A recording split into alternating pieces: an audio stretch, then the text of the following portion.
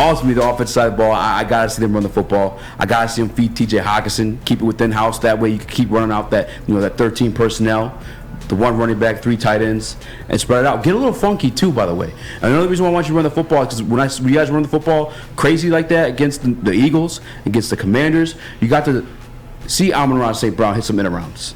And that's something that's kind of missing out of this Ben Johnson offense, both from last year and the beginning of this year. Is why aren't we seeing the weird creative stuff that we used to?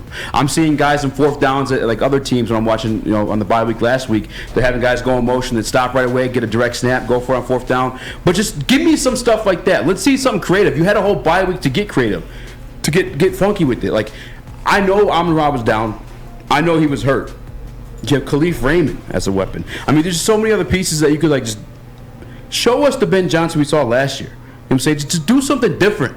Like you said, you can't do the same thing over and over again and expect a different result. That's the definition of insanity. Get funky with it, please.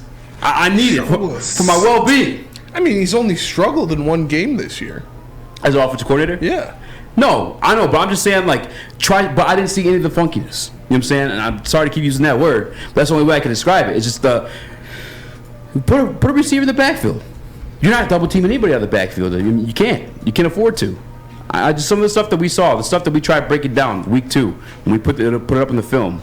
I forget the name now, but my guy with the Athletic, Tim Wynn, I think it was, and we were because our defensive coordinators were struggling to scheme for this team. And it felt like in New England, there was no creativity, and I don't know why.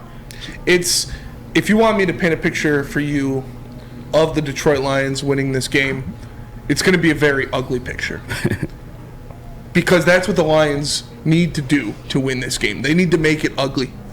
They need to run the ball. They need to use DeAndre Swift. Hopefully he is recovered fully. Hopefully he is healthy. Hopefully he is who we saw in the first couple weeks of the season. They need to use Jamal Williams.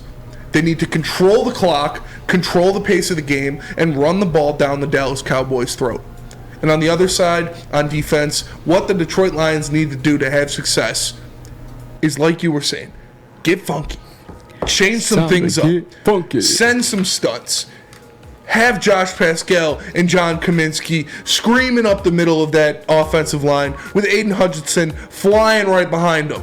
You need to do things to confuse Dak Prescott. You need to do things to confuse the Dallas Cowboy offense. You can't go out there with a vanilla game plan and expect to beat a better team in their house.